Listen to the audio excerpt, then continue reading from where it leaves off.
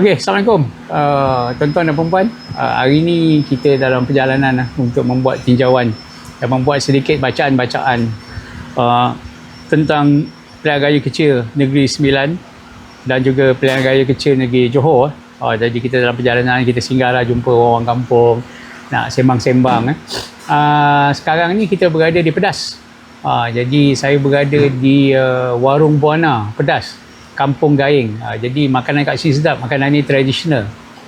Pak Din makan banyak, tetamu kita Dr. Ibrahim makan banyak, yang paling makan sikit saya lah. Jadi ini suasana tradisional, suasana kampung. Jadi jemputlah nanti orang KL yang berkempen di Rembau ni, boleh datang ke Kampung Gaing Pedas, Warung Buana. Saja je free promo. Sebab apa? Sebab sini banyak bunga yang cantik-cantik tu ya, saya tengok tadi tu kan. Baik, jadi kita bersama dengan sahabat saya ni, sahabat lama lah, guru saya lah. Saya pun banyak belajar daripada dia, iaitu Dr. Ibrahim Asy'ari. Apa khabar Dok? Sihat eh? Alhamdulillah, sihat. Macam lama kita tak jumpa. Dah jumpa-jumpa pun sekarang ni dengar-dengar kabarnya Musang King dah mula gugur. Jadi ini dah musim-musim orang cari saudara. Harap-harap balik adalah setengah bonet nanti kan. Cuba balik KL. Okey, Doktor. Kalau kita tengok suasana kampung ni bagus, aman, damai. Negeri Sembilan ni quite peaceful. Tapi dalam keadaan nyaman, aman ni, tiba-tiba berlaku sesuatu perkara luar jangka lah. Dewan Undangan Negeri secara tergesa-gesanya, saya suka guna ayat ni, secara tergesa-gesanya, tak pernah orang bubar Dewan pukul 11 malam. Jarang orang buat perangai macam tu kan. Tapi inilah yang berlaku. Dengan masa berbaki sidang DUN ada 2 tahun lagi, ini baru 3 tahun, ada 2 tahun lagi, tapi tergesa-gesa dibubarkan. Jadi mungkin Doktor boleh kongsilah pandangan orang Negeri Sembilan kepada senario yang baru berlaku ni, sila. Okey. Terima kasih Datuk sudi panggil saya belanja makan. Memang betul lah, apa ni, tempat memang sedap makan. Sedap kan? Sedap. Lauk kampung kan? Lauk kampung betul. Rasa macam orang rumah masak kan? Tak berani cakap. Okey. Pertama sekali orang kena tahu, semua orang kena tahu bahawa Negeri Sembilan ini negeri yang penuh beradat. Beradat maknanya ada adab sopan, ada akhlak dalam setiap apa yang nak dilakukan. Saya komen dulu, Datuk kata tiba-tiba tengah malam bubar je. Ini satu yang nyata tak berakhlak dan tidak beradab. Bila ke masa dapat keputusan nak membubarkan itu tanpa kehadiran, yang pertama sekali kalau kita bercakap beradat, kena ada 4 undang itu hadir sama menyaksikan. Tapi apabila adat itu, orang yang dikatakan beradat tidak beradat, ini susah. Ini akan melibatkan akhlak keseluruhan. Okey, ini saya melihat rakyat di bawah melihat bahawa baik dibubarkan itu sebelum dikatakan luka itu menjadi lebih parah. Luka yang pertamanya ialah apabila politik bercampur nak menguasai adat. Ini memang orang kampung kata sangat-sangat kecewa. Politik kau politik lah. Itu kau punya hal lah yang kau nak campur dalam adat ni, nak masuk dalam perut orang, apa hal. Adat ini bukan adat, semua yang ada dalam apa parti pun yang memerintah, kau kena ikut dalam undang-undang tubuh negeri, perlunya undang yang 4 bersama dengan Tengku Besar tampil. Tapi kalau orang tak ikut itu, ikut saja, maknanya dia tidak berakhlak, tidak beradab dan tidak beradat. Apabila manusia itu tidak beradat, tidak mengikut lopak dia, ini bahaya. Baik Doktor, tapi yang dipersalahkan sekarang ni UMNO. Jahat betul UMNO ni. BN ni jahat. Bukan saja jahat, pengkhianat. Walaupun ada orang cakap tu dia bukan pengkhianat besar, dia pengkhianat kecil. Ada kecil sikit, ada khianat. Komen Doktor, sikit khianat. ini nak kata saya, ini pandangan saya, UMNO masih beradat. UMNO pegawai adun-adun ataupun ahli-ahli Dewan Undangan Negeri UMNO masih memegang kepada akhlak dan adat. Apabila orang politik masuk dalam adat ini, UMNO tak boleh terima pada pandangan saya. Okey. Parti apa pun sepatutnya kalau memerintah di Negeri Sembilan, dia kena tahu yang pertama Negeri Sembilan negeri beradat. Jadi nak kata UMNO mengkhianat, tidak. Pada saya UMNO mendukung yang ahli-ahli Dewan Undangan Negeri UMNO menarik sokongan itu keluar, menarik sokongan kepada kerana membantah percampuran di dalam politik di dalam adat. Adat ni politik, kau boleh parti apa pun, A, B, C, D, E ke apa, parti apa pun, tapi apabila duduk dalam Negeri Sembilan, kau kono dengan adat dia pun undur. Jangan pandai-pandai buat sendiri. Bila pandai-pandai buat sendiri, inilah jadinya. Yang orang yang beradab, berakhlak, saya katakan di awal tadi, adat itu dia membawa kepada akhlak. Maka yang berakhlak ini menolak orang yang tidak berakhlak ini, itu memang tindakan yang wajar pada pandangan saya lah. Baik, pada orang kampung lah, pada orang biasa, kita tengok suasana kampung ni aman, nyaman. 3 tahun kerajaan perpaduan yang ada di Negeri Sembilan ni, pada saya cantik berjalan lah. Walaupun kita tahu ada soal pembagian jawatan di peringkat kampung, di peringkat PBT, majlis, adalah timbul cerita itu ini, tetapi secara umumnya dia cantiklah berjalan. Tetapi apa sebab selepas 3 tahun ni, apa sebab tak boleh ditahan-tahan sampaikan ada orang yang terpaksa pula nak mengguna tengah malam membubarkan DUN. Ini Datuk, pada 3 tahun yang awal mereka beradab dan beradat. Tetapi apabila politik dimasukkan mencampur gaul adat itu dalam periuk adat itu yang menjadikan dia tidak beradat. Dan bila dia tidak beradat, bermakna dia tidak berakhlak kepada masyarakat. Kalau kita tengok kampung ni semua, nyata-nyata orang akan marah pada politik. Orang kampung semua kata, kau politik hal kau lah. Jangan kau campur adat ni apa hal. Tiba-tiba pula ada pula mengatakan Anthony Loke boleh jadi tu undang. Sekarang kita sebut kan, mana ini Marah orang tempatan ni.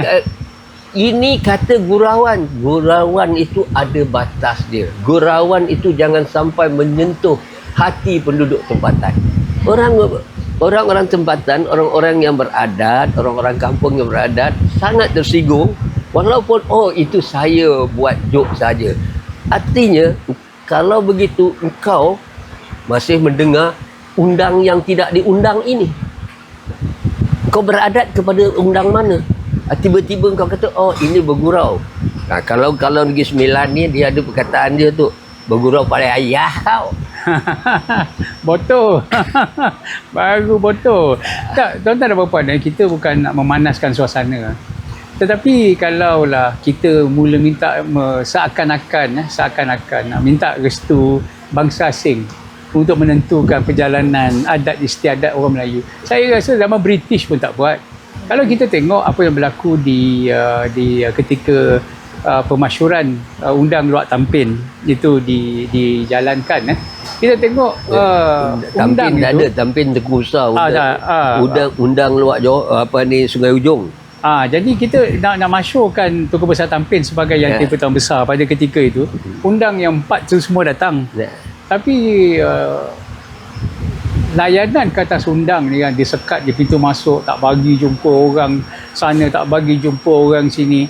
Saya rasa tak pernah British memperlekehkan raja-raja Melayu lah. Undang ni dia sebahagian daripada co-ruler dalam undang-undang perlembagaan. Agak-agak rasa orang tempatan ni marah ke UMNO ke marah ke siapa dalam kes kejadian pada hari itu? Pada hari itu sebenarnya dia patutnya Dewan Keadilan Undang bermesyuarat di tempat Tengku Besar Tampin, bukan untuk melantik Tengku Besar sebagai yang tuan, tidak, untuk mencari rumusan supaya kekelutan campuran politik ini dapat diselesaikan dengan baik. Kan dah dikata dalam pepatah, bulatnya air kerana pembentung. Jadi itulah yang nak dibuat, ditampin oleh sepatutnya dipengusikan oleh Tengku Besar Tampin bersama dengan undang yang 4. Bicara ini adat, tapi disekat. Yang menyekat ni siapa? Keluar arahan. Saya tak tahu pula. Kenapa boleh mereka nak mencari jalan baik dan pergi pula istihar ada yang lain pula semua. Ini perkara kalau kita nak melihatkan, kita kena lihat susu galur yang betul supaya tidak jadi huru-hara. Kerana bila orang tidak tahu adat, itu yang jadinya. Dia nak mesyuarat Dewan Keundangan Keadilan dan Undang-Undang ni, dia boleh bermesyuarat, dia panggil di mana balai undang, di mana balai Tengku Besar, dia boleh bermesyuarat. Tempat yang sesuai Tempat yang sesuai, bukan kat hotel. Tak ada mesyuarat kat hotel ni. Jadi perkara inilah yang menyebabkan orang terkilan hati. Jadi nak kata UMNO tak ada kuasa nak menyekat pergi buat Dewan Keadilan bermesyuarat di Balai Tengku Besar. UMNO tak ada kuasa. Siapa yang ada kuasa? Dan lepas tu lah kita tengok apabila disekat, tiba-tiba tengah malam Dewan Undangan Negeri dibubarkan. Saya harap, saya tak nak menyebelah parti A, parti B apa semua sekali, tapi saya minta rakyat Negeri Sembilan supaya faham siapa yang menegakkan adat. Kita ni hidup beradat. Okey? Dan siapa yang melanggar adat ini. Jadi kalau ni terpulang ni, saya tengok pengisytiharan Suruhanjaya Perkhidmatan Suruhanjaya Pilihan Raya bahawa pada bulan Ogos akan ada pemilihan. Terpulang kepada rakyat Negeri Sembilan nak pilih orang beradab dan beradat atau nak pilih yang kurang ajar. Baik, tuan-tuan dan puan-puan, itulah sedikit pandangan daripada orang lama. Dan dia pun bukan cakap kosong kan. Dia ada 3 PhD tau. Dia ada 3 PhD. Jadi apa yang kita nak sebenarnya ialah, sebenarnya kalau diikutkan cara nak selesai kemelut hari ni, bukanlah mudah kita kata. Boleh diselesaikan hanya melalui satu jalan saja, iaitu jalan perundingan, perbincangan. Kerana asas pembentukan negeri dan struktur raja-raja itu adalah berdasarkan bulat muafakat, betul-betul bulat muafakat, dan segala-galanya berdasarkan perbincangan. Nak bagi tingkat kebesaran pun dibincang bersama. Betul. Nak buat itu dibincang bersama. Jadi pada orang yang adat Temenggung, macam kami ni, saya daripada Johor, JDT ni, tengok JDT di dada. Jadi kita adat Temenggung lain. Seorang boleh buat keputusan, iaitu ke bawah duli Yang Maha Mulia Sultan. Tetapi di Negeri Sembilan ni ada tata cara dia. Jadi ada benda yang keputusan perlu dibuat secara bersama.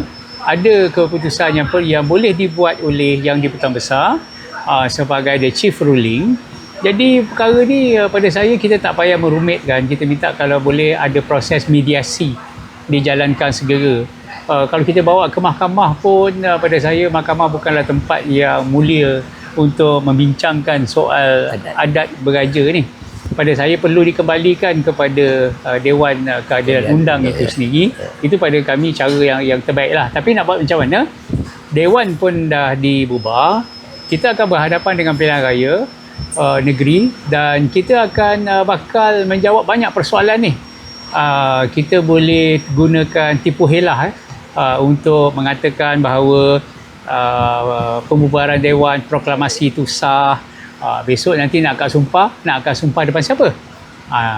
Jadi dia akan berkait-kait lah.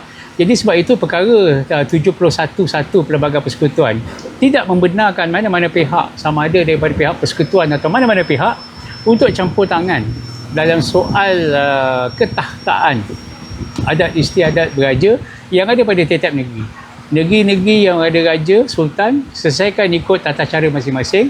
Begitu juga dengan Negeri Sembilan. hendaklah diselesaikan dengan tata cara masing-masing. Jadi kalau kita nak aman damai, doktor, kita jangan memihak lah. Bila kita take side ni, itulah yang akan memburukkan keadaan. Kerana yang tak tahu pun akan cuba nak menjawab ya ataupun tidak, kan, betul ataupun salah, tapi kita tak ada maklumat. Jadi sebaiknya kita kembalikanlah kepada institusi adat tu sendiri. Komen terakhir. Komen terakhir saya ialah setiap rakyat Negeri Sembilan perlu menerima bahawa kita hidup dengan beradab dan beradat, dan kita adalah satu-satunya negeri yang disanjung dengan sangat dimuliakan oleh negeri-negeri lain kerana adat kita. Orang Kelantan kahwin dengan orang Negeri Sembilan, dia kena ikut adat Negeri Sembilan, Kena masuk suku lah. masuk suku. Selamat kena saya. masuk suku. Orang Johor kahwin dengan orang Negeri Sembilan, kena masuk suku. Kena masuk suku. Orang Selangor mana, itu menunjukkan dia telah menerima adat itu. Jadi soal adat, saya rasa sebagai rakyat Negeri Sembilan, kita jangan campurkan politik dalam adat. Politik kau hal kau lah. Politik hari ni boleh parti A, besok parti B, lusa parti C, lepas tu buka parti baru, tak suka buka parti lagi, itu suka hati kau lah. Tetapi adat kita, itu sebab dikatakan biar mati anak, jangan mati adat. Adik kita berpegang kepada adat, kerana adat ini berlandaskan kepada syariah. Banyak tu kalau nak cerita, banyak pula lagi tu, tapi terakhir saya nasihatkan pandangan saya sebagai rakyat Negeri Sembilan, kita wajar berpegang kepada adat, dan pilihlah, kalau nak pilih nanti, mereka yang tahu adat dan beradab. Sekian itu komen. Itu pesanan daripada Dr. Ibrahim. Solid dan padu pesanan tu, supaya kalau kita ikut cakap-cakap orang politik ni, dia sampai bila pun tak selesai, kan. Cakap A, dia tingkah B, cakap B, dia tingkah C pula, kan. Jadi kita kembalikan kepada Undang-Undang Tubuh dan Perlembagaan Negeri, dan kepada mereka yang berhak untuk membuat keputusan lah. Jadi yang tak terlibat tu tak payah cerita. Jadi akan hanya memburukkan suasana, dan kita nak negeri ni aman-aman sajalah, aman damai. Kestabilan ni penting, sebab kita ni nak sibuk berpolitik, sibuk kelahi, tetapi rakyat yang ada di luar sana, mereka tercari-cari macam mana anak-anak nanti sekolah, nak masuk universiti mana, nak sambung belajar ke mana, dah belajar besok nak kerja ke mana. Dengarnya pelaburan yang antara yang tertinggi, tetapi setakat ini jumlah pekerjaan yang ditambah tak banyak, tapi jumlah yang dibuang kerja, unemployment meningkat kerana keadaan ekonomi, penutupan Selat Hormuz. Kita berharap supaya kemelut-kemelut ni semua dapat diselesaikan dengan baik. Tak payahlah kita nak gaduh-gaduh, kan. Jadi saitro ni tak payahlah nak melaga-laga, kan. Kalau korang rasa parti kau tu lebih berhak menang, kempen lah. Buatlah cara elok-elok. Kalau parti B ni pula rasa parti dia patut menang, patut mentadbir, kempen lah elok-elok dengan cara yang terhormat, cara yang sopan. Tak payah kau kulu kilir terpekik terlolong, kan. Dah dapat kuasa, nak apa lagi, kan. Nak lawan siapa lagi. Jadi kita buatlah elok-elok, buat baik-baik. Semua ni kawan-kawan. Kami ni dengan dalam PN pun kita kawan, dengan dalam Pakatan Harapan pun kita kawan, dah pekawan semua ni. Semua kawan-kawan belaka. Jadi kita teruskan beradab lah, doktor, beradab dalam kita menyantuni setiap perbezaan pandangan dan pendapat di antara satu sama lain. InsyaAllah pertandingan ni, pilihan raya ni, yang dapat jawatan dapatlah. Kita yang bawah ni, makan ni pun kita bayar juga sendiri, kan. Tak ada siapa nak bayar ada, kan. Besok kalau YB dah menang, ingat kita pun tidak. Buat kenduri, kita pun tak dijemput. Sekian pesanan penaja. Okay, kita jumpa lagi. Kita dapatkan nanti pandangan-pandangan daripada kawan-kawan yang lain. Assalamualaikum warahmatullahi wabarakatuh. Terima kasih.